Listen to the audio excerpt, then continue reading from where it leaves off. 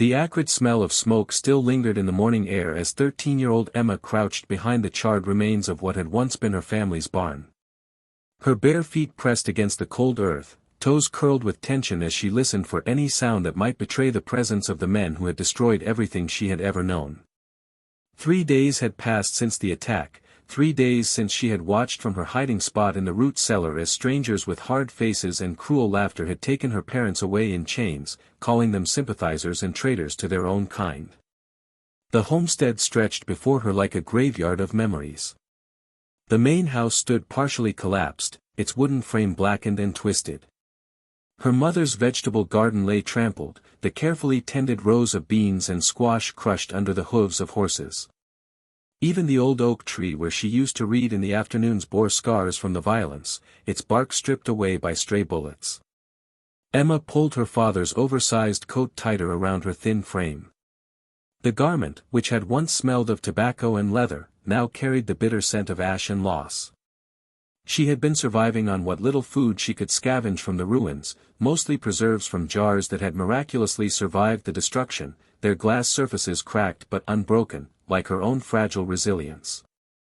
The sound of approaching hoofbeats made her heart hammer against her ribs. She pressed herself deeper into the shadows of the burned timber, holding her breath as 3 riders appeared on the horizon. Their silhouettes cut sharp against the pale morning sky, and even from a distance, she could see the gleam of metal badges on their chests. The same men who had come before, returning like vultures to pick clean the bones of her former life. "Girl's gotta be here somewhere," one of them called out, his voice carrying across the empty landscape with casual cruelty. "Tracks lead right back to this place." Emma's hands trembled as she gripped a piece of charred wood, the only weapon she could find. She knew she could not outrun horses, could not fight grown men with guns and rope. The nearest neighbor lived 15 miles east, too far for a girl on foot to reach before these men caught her scent. Her only hope lay in remaining hidden until they moved on, hoping their patience would wear thin before her hiding places were exhausted. "Maybe the wolves got her," suggested another rider, dismounting near the well. "Plenty of them around these parts, especially with winter coming." The third man laughed, but there was no humor in the sound. "Not likely. That family raised a smart little thing. Too smart for her own good, just like her daddy." He spat into the dirt with obvious contempt. "Teaching Indians to read, helping them file land claims. Should have minded his own business instead of playing savior to savages." Emma bit down hard on her lower lip to keep from crying out. Her father had been teaching reading and writing to the children from the nearby Lakota village, believing that education could help them navigate the increasingly complex legal battles over their ancestral lands. Her mother had supported him, even when neighbors whispered accusations and threats. Now those same neighbors had come with badges and ropes, declaring her family traitors to their own race. As the men spread out to search the property more thoroughly, Emma knew her hiding spot behind the barn would soon be discovered. She needed to move, but where could a 13-year-old girl go in this vast, unforgiving landscape? The nearest town would offer no sanctuary, these men wore official badges, and her family had been branded as criminals. The reservation lay 20 miles to the north, but she had no guarantee that the Lakota would welcome a white girl, even one whose family had shown them kindness. The sound of splintering would announce that the searchers had found the root cellar where she had hidden during the attack.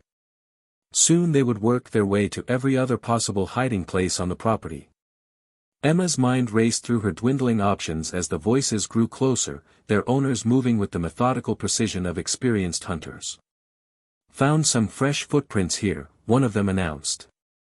"Small ones, heading toward the creek." Emma's heart sank. She had walked to the creek yesterday to fetch water, never thinking that her tracks might betray her. Now they had her trail, and it would only be a matter of time before they followed it back to her current position. She closed her eyes and tried to remember her father's lessons about tracking and survival. He had taught her to read the land, to find water and shelter, to move quietly through brush and over stone. But he had never taught her how to evade men who wanted to drag her away from everything she had ever known. A new sound reached her ears, different from the heavy footsteps of the searchers. It was a low, labored breathing, accompanied by the soft scrape of something being dragged across the ground. Emma turned her head slowly, afraid to make any sudden movement that might draw attention, and froze at what she saw. A man was crawling through the tall grass beyond the burned barn, moving with obvious pain and desperation. His long black hair hung loose around his shoulders, and his skin bore the deep bronze tone of the Plains tribes. Blood soaked through his buckskin shirt, spreading dark stains across the light-colored leather. He had been shot, probably more than once, and was leaving a thin trail of crimson drops in his wake. For a moment, Emma forgot about her own danger. This man was hurt, badly hurt, and from the way he moved, she could tell he was fighting to remain conscious. He was also heading directly toward her hiding place, either by accident or because he had somehow spotted her and recognized her as a potential ally rather than an enemy. The voices of the searchers grew louder, closer. They had found more tracks and were following them with increasing confidence. In minutes, maybe less, they would round the corner of the barn and discover both Emma and the wounded stranger. She had to make a choice, and she had to make it now. Every instinct screamed at her to remain hidden, to let the wounded man crawl past and hope that his presence would distract her pursuers long enough for her to escape in the opposite direction. It would be the smart choice, the safe choice, the choice that might keep her alive and free. But as she watched him struggle forward, leaving drops of his life force in the dirt, she heard her father's voice in her memory, reminding her that survival meant nothing without honor, that helping those in need was not just a duty but a privilege. Emma made her decision. She crept forward, staying low to the ground, and reached the wounded man just as his strength finally gave out. Up close, she could see that he was young, maybe only a few years older than herself, with the strong features and proud bearing of a warrior despite his current condition. 3 bullet wounds marked his body, one in his shoulder, one in his side, and one that had grazed his thigh. He was losing blood fast, and without immediate help, he would not survive the next hour. "Can you walk?" she whispered, knowing even as she asked that it was a foolish question. The man could barely lift his head to look at her. "Hidden place."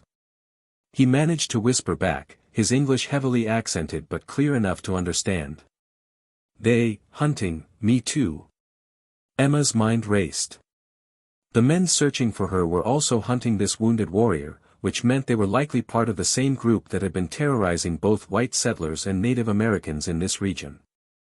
Her father had spoken of such men, unofficial militias that operated under the protection of corrupt officials, using badges as licenses to steal, kill, and destroy anyone who stood in their way.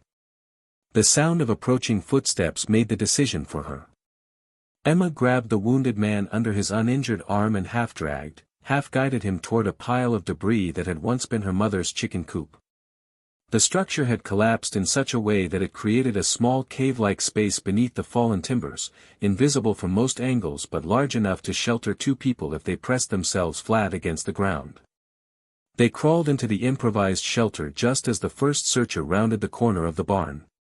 Emma pulled a piece of canvas over the opening and pressed herself against the wounded warrior, feeling his labored breathing against her back as they waited in terrified silence. The man's blood was soaking through her father's coat, but she dared not move to examine his wounds while their enemies were so close.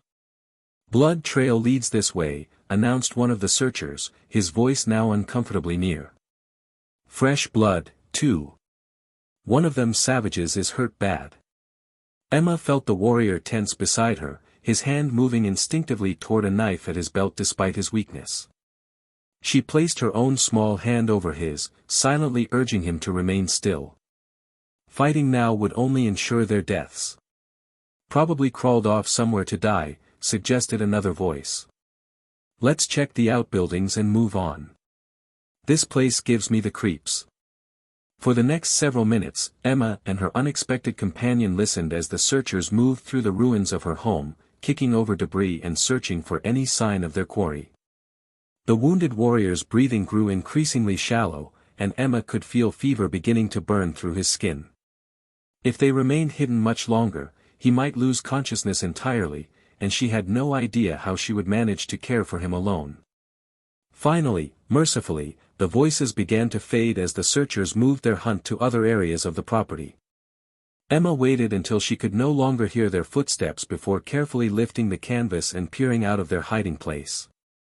The men were examining the creek bed, following the false trail she had accidentally left the day before. They would realize their mistake eventually, but for now, she and the warrior had a precious window of opportunity. "We have to move," she whispered to the wounded man. "They'll be back." He nodded weakly, understanding the urgency even through his pain and fever. Together, they crawled out of their hiding place and began the slow, agonizing journey toward the only shelter Emma could think of that might offer them both safety and the privacy needed to treat his wounds.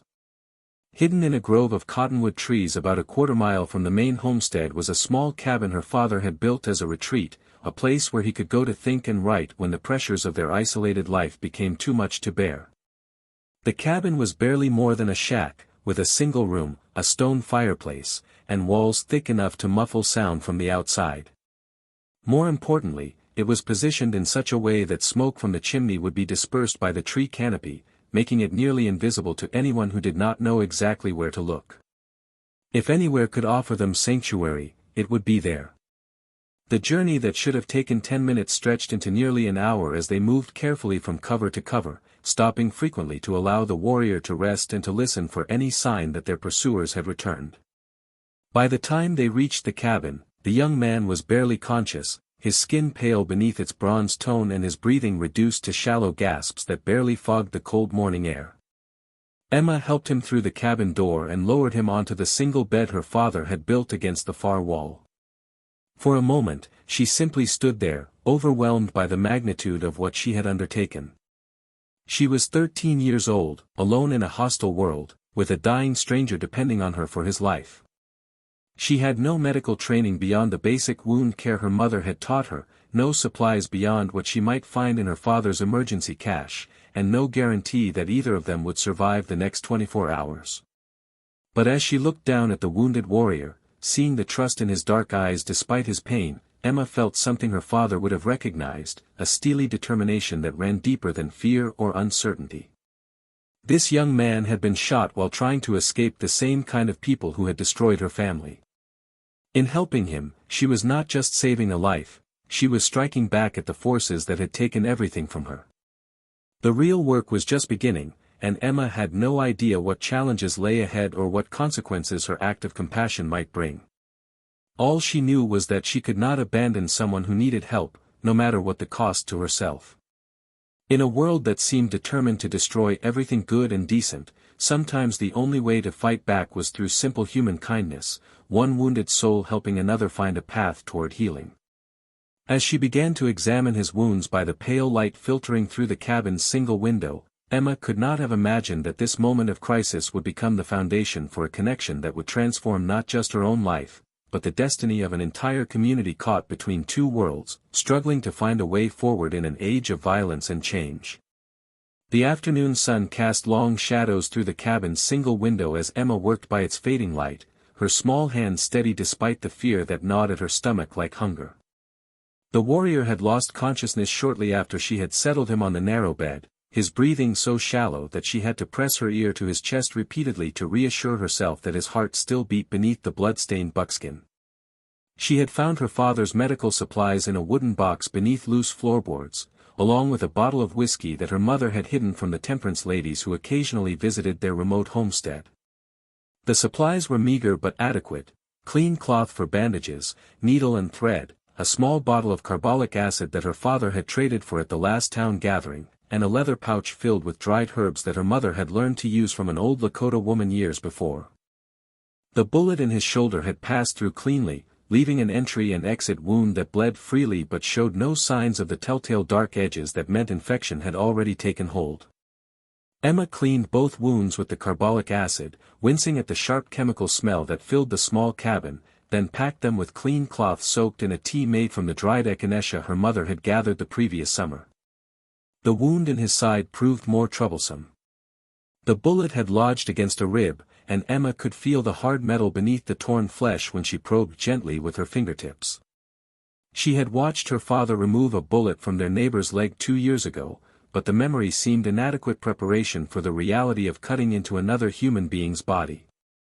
Still, she knew that leaving the bullet would mean certain death from infection, while attempting to remove it offered at least some hope of survival.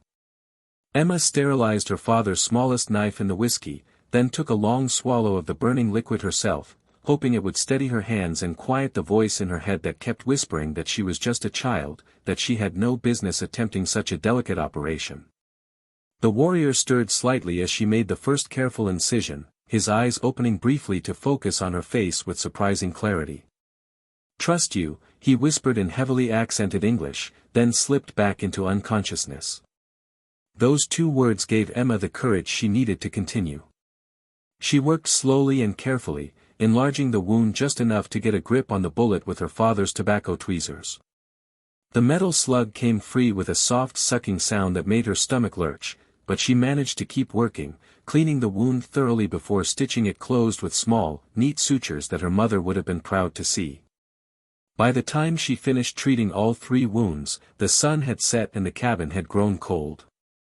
Emma built a small fire in the stone fireplace, keeping the flames low to avoid producing too much smoke, then prepared a thin broth from dried beef and herbs. The warrior remained unconscious, but his breathing had grown stronger and more regular, and the fever that had burned through his skin earlier seemed to be subsiding. Emma settled into her father's reading chair beside the bed, wrapped in a quilt her grandmother had made, and tried to make sense of everything that had happened. 3 days ago, she had been a settler's daughter with a family, a home, and a future that seemed as predictable as the changing seasons. Now she was a fugitive caring for a wounded stranger, with no clear idea of what tomorrow might bring or whether either of them would live to see another sunrise. She must have dozed, because the next thing she knew, pale morning light was filtering through the window and the warrior was awake, watching her with dark eyes that seemed to take in every detail of her appearance and surroundings. He tried to sit up, then gasped and fell back against the pillow as pain shot through his wounded side. "Easy," Emma said softly, rising from the chair to check his bandages. "You've been shot 3 times. You need to rest." "How long?" he asked, his voice stronger than it had been the day before. "Since yesterday morning." "You lost a lot of blood." Emma examined the bandage on his shoulder, relieved to see that it remained clean and dry. "What's your name?" He studied her face for a long moment, as if trying to decide whether she could be trusted with such information. "Joseph," he said finally. "Joseph Running Bear." "I'm Emma. Emma Morrison." She moved to stir the fire, adding another small log to the glowing coals. "Are you hungry? I made some broth." Joseph nodded, and Emma helped him sit up enough to drink from a tin cup, supporting his weight against her shoulder. He was thin but well-muscled, with the lean build of someone accustomed to long days in the saddle and longer nights sleeping under the stars. His hands, she noticed, bore no calluses from farm work but showed the roughened palms and scarred knuckles of a warrior. "The men who shot you," Emma said as he drank. "Were they wearing badges?" Joseph's expression hardened. "Some were. Others just wore the face of killers." He paused, studying her with those penetrating dark eyes. "They burned your home. Took your family." It was not a question, and Emma realized that he had been watching the homestead longer than she had initially thought. "You saw what happened. From the ridge. Too far to help, too many of them to fight." Joseph's voice carried a weight of regret that seemed too heavy for someone so young. "I followed them afterward. Wanted to know who sent them, why they came." "Did you find out?" Joseph nodded slowly. "There is a man in the territorial capital. He wants the treaty lands, wants to build a railroad through the sacred places. But the law protects us, so he creates reasons to break the treaty. He sends men like those to commit crimes, then blames our people. Makes the newspapers write stories about savage attacks on innocent settlers." Emma felt a chill that had nothing to do with the morning air. "My father said there were people like that. He called them land grabbers and speculators. Your father was helping our children learn to read the white man's laws." That made him dangerous to this man's plans. Joseph finished the broth and leaned back against the pillow, but his eyes remained alert and focused. They took your parents to make an example. Show what happens to whites who side with Indians. The casual way he stated this terrible truth hit Emma like a physical blow. She had been clinging to the hope that her parents might still be alive somewhere, imprisoned but safe. Now she realized that hope had been nothing more than a child's desperate fantasy. "They're dead, aren't they?" she asked quietly. Joseph met her eyes without flinching. "I am sorry. They died fighting for what they believed was right. There is honor in that." Emma turned away so he would not see the tears that suddenly blurred her vision. She had known, deep down, that her parents were gone, but hearing it confirmed made the loss feel fresh and raw all over again. For several minutes, she stood at the window looking out at the forest, trying to absorb this new reality and decide what it meant for her future.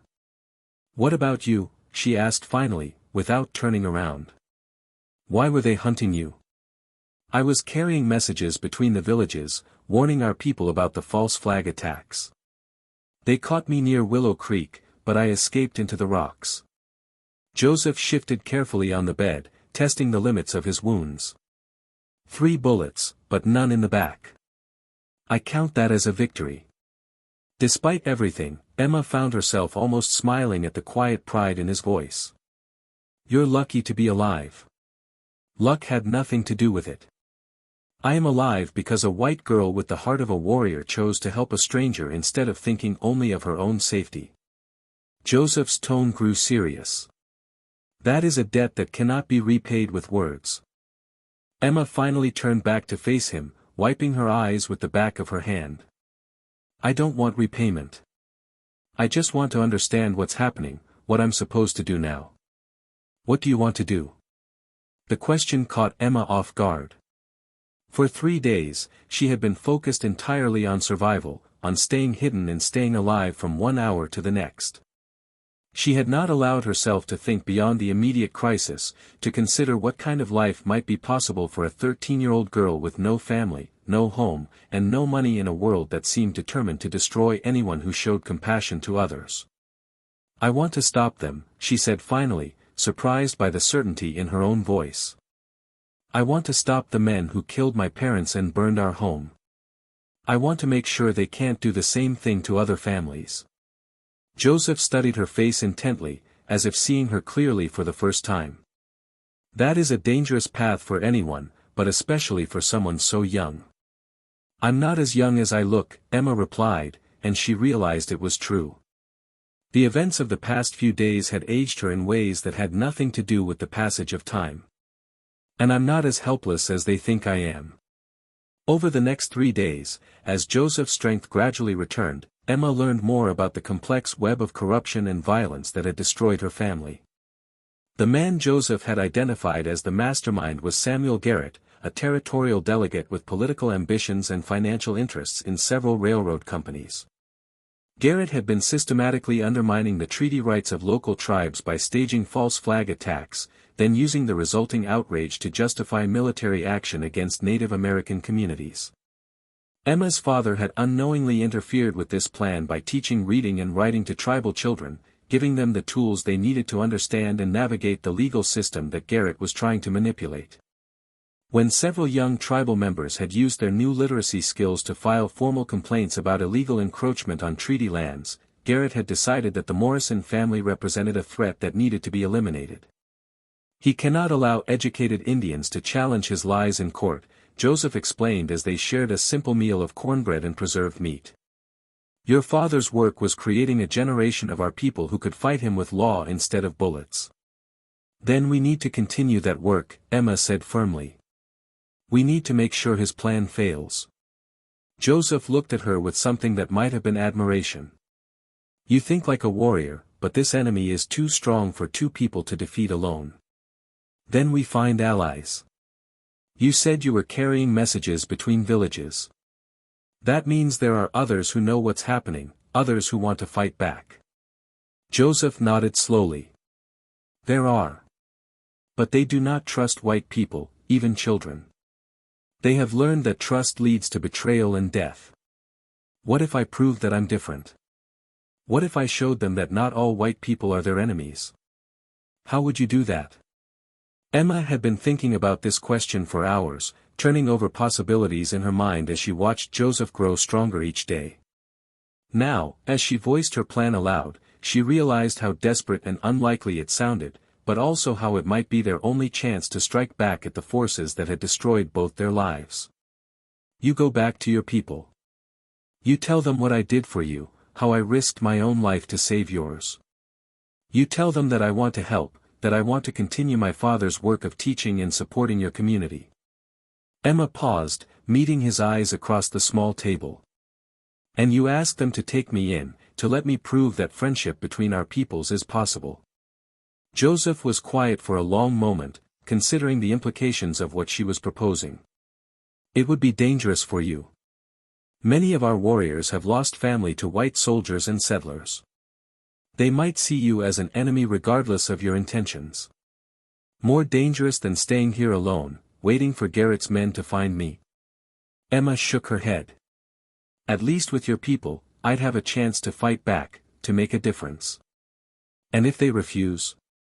If they decide you are too great a risk? Emma had already considered this possibility, and her answer was simple. Then at least I'll have tried to do the right thing. At least I'll have honored my parents' memory by continuing their work. Joseph studied her face in the firelight, and Emma could see him weighing her words against his knowledge of his own people's pain and suspicion. Finally, he nodded slowly. I will speak for you, he said quietly. I will tell them of your courage and your kindness. But I cannot promise they will listen. I understand. When will you go? Tomorrow, if my wounds allow it. The longer I stay away, the more my people will worry that I have been captured or killed. Joseph hesitated, then continued. There is something else you should know. If they do accept you, it will not be as a temporary guest. You would become part of our community, subject to our laws and customs. You would have to leave the white world behind completely. Emma considered this soberly. The white world had already left her behind, branding her family as traitors and forcing her to live as a fugitive. What did she have to lose by embracing a different way of life, especially if it offered her a chance to continue the work her parents had died for? I understand, she said finally. When do we leave? Joseph smiled for the first time since she had known him, and Emma was struck by how young he looked when his face was not shadowed by pain and worry. We leave at dawn. And Emma Morrison, whatever happens, know that you have already proven yourself worthy of respect among my people. Few warriors, white or Indian, would have done what you did for a stranger. As they prepared for sleep that final night in the cabin, Emma felt a strange mixture of fear and anticipation about what lay ahead. She was about to embark on a journey that would take her far from everything familiar, into a world where she would be dependent on the goodwill of people who had every reason to distrust and reject her. But she was also moving towards something that felt like purpose, like a chance to build something meaningful from the ashes of her former life. The last thing she saw before drifting off to sleep was Joseph checking his weapons with the careful attention of a man who knew that tomorrow would bring challenges that could not be solved with medicine and kindness alone. In the morning, they would begin a journey that would test not only Emma's courage but her ability to bridge two worlds that seemed destined for eternal conflict, carrying nothing but hope and the memory of a small act of compassion that had saved one life and might yet transform many more.